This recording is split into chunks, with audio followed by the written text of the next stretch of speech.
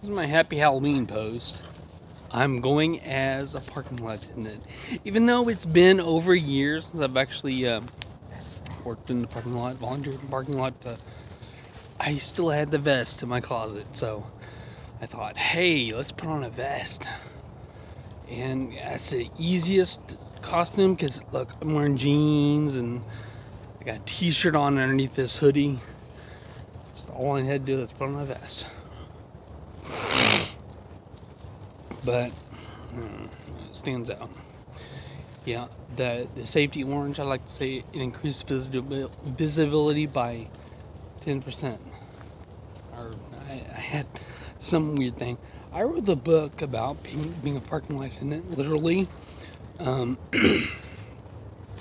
after I'd been doing it, volunteering for 2 or 3 years, I wrote a book and self-published called "Every Church Needs a Parker," and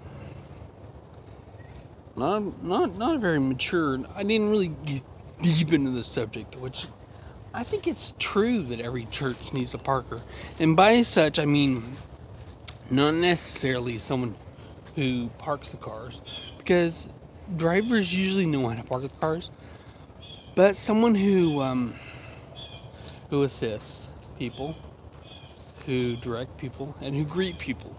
I think that's one of the most important things about churches.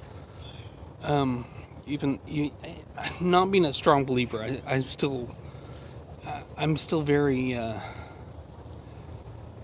much. I believe that's one of the most important tasks in a church.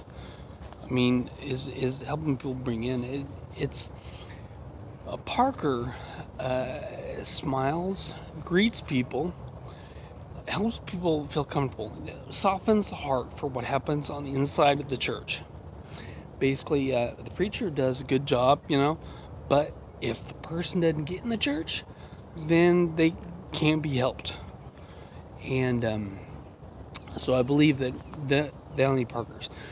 When I say every church, I mean from like household churches to mega churches with 20,000 people.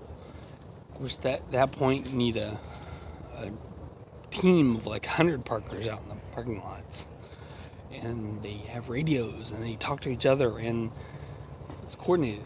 It's not a Parker; it's a bunch of Parkers. But yeah, um, I'll link to that book in the description if you're interested. And see, and I go into stuff besides just parking cars, parking lot attendants. Even though that's the subject of it, it's kind of an encouragement to volunteers in all departments at churches. I probably need to reread that book just to see how strong of faith and stuff that I had just a couple years ago when I wrote it. How strong, but I even without reading it, I know I still stay behind some of the tenets of how important volunteerism is and how important it is to have parking lot attendants, outside greeters. I don't know what you would call them exactly, but yeah, Happy Halloween. Mine's not scary. I don't have a scary reflection today exactly. So I could do a reflection, which I probably will, about the movie It, horror movies in general, because I've been listening.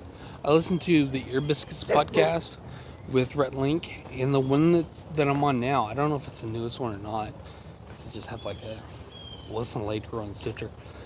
It's like the scariest horror movies, and they talk about stuff that they found scary. And one of them, of course, was It, the movie this year. And both Rhett and Link really liked it. And Rhett is really, really enthusiastic. He's like, people who say that the older one is better than the new one, he's like, they're just wrong. He's like, they're just wrong. And the thing is, it was awesome for its time, and I'm actually about to watch part two. We've got it on DVD, but it was awesome for its time. But things have come so much further. That was originally a network TV miniseries, which so they had a lot of rules they couldn't do. The things they couldn't do. And this is a big screen theatrical this year. I mean, they could. There's a lot more they could do. Writers was better. I think acting has come really far. Now you've got 12-year-old actors who are veterans, and they've been doing it, even if not on TV, for years. They've been doing like shows and stuff that I mean, there's more experience from the cast and the crew. I mean, you got better writers, you got more experienced writers. The cinematography is better to me. The sound's better. The score is not so scratchy behind it, and a lot of stuff has changed in 30 years. So that was really good. I thought it was scary. We went to see it in the theater, I guess, the week after it came out, maybe? I don't remember if it was a week after it came out. Opening night. We went to opening night on a movie not too long ago. Anyway, but oh my goodness, and it had some laughs. I remember laughing a little bit, probably inappropriately, but I remember like freaking out. And I mean, I was really freaked out. And so that was good. It was good. And I like watching horror movies when I'm given a chance to get into them. I mean, it's a catharsis that I think is good, because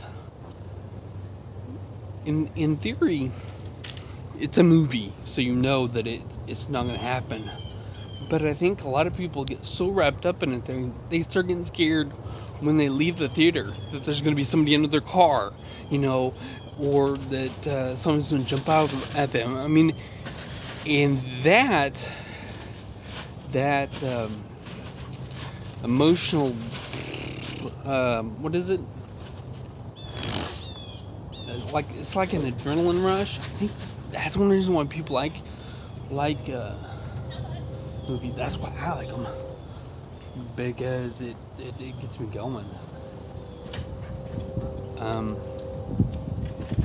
I'm just watching the dogs as usual as I record.